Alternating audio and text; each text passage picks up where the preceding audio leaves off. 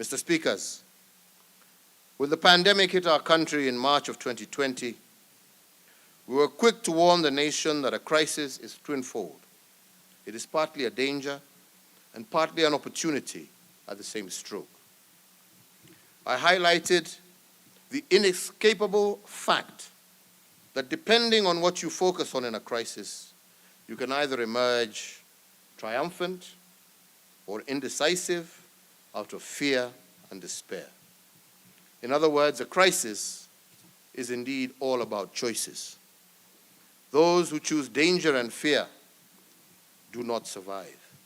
Those who see the crisis through the lens of opportunity develop resilience and are able to build back better. And I say this because, for instance, a Kenyan company known as Revital, operating in Kilifi County in the Coast region, became Africa's largest producer and exporter of vaccine syringes during the COVID period. In 2020 alone, Revital exported 70 million COVID syringes to over 20 countries globally.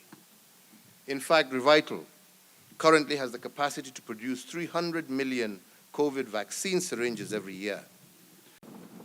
Indeed, in times of great political turmoil, men and women must be spurred by the love of their country to bridge partisan divides and to come together to put Kenya first. We are called upon to do all that is necessary to heal Kenya, to build bridges, and to focus on the 99% of shared visions of a better Kenya as a priority to the 1% of differing ideologies and positions. While most economies in the world shrunk, Kenya's economy grew at 0.3 during the 2020 period, despite the COVID challenge. Although this positive growth was minimal, the second quarter of 2021 registered the most impressive growth ever recorded in our nation's real GDP. During the second quarter of 2021, real GDP recorded a phenomenal 10.1% growth, and this is the highest growth ever recorded in one quarter in Kenya's history. It is also the first time Kenya has hit a double-digit growth number. The last time Kenya's economy got close to this kind of performance was in 2010, during the Grand Coalition government, when the economy hit an 8.4% growth rate. Honorable members, ladies and gentlemen, for the first time, KRA has exceeded its revenue collection target despite the COVID stress over the economy.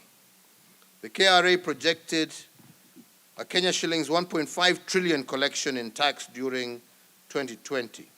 They collected Kenya shillings 1.67 trillion, which was in excess of their projected intention. Honorable speakers, honorable members, to accelerate the turnaround of our micro, small, and medium enterprises under the ease of doing business government agenda, my administration has implemented remarkable reforms over the years. These measures have not only improved the country's business climate, they have also mitigated the challenge and bottlenecks impacting business. The key reform that we have implemented include the full automation of business registration services, re-engineering of the application for power, water, and sewer connection, and the automation of the land registration process. In addition, we have adopted e-payment, e-filing, and e-service at the commercial divisions of the High Court and fully operationalized the Small Claims Court, which has seen disputes involving SMEs, mostly our young people, being resolved within a record 60 days and thus freeing capital locked up in legal disputes. The seventh intervention was in health, to enhance access to medical coverage across our country, and as part of our universal health coverage program, I did direct the Ministry of Health to establish an additional 50 new level 3 hospitals to be situated in both non-covered areas as well as densely populated areas across our nation, and I also directed the National Treasury to allocate the sum of 3.2 billion for the immediate construction of these new medical facilities.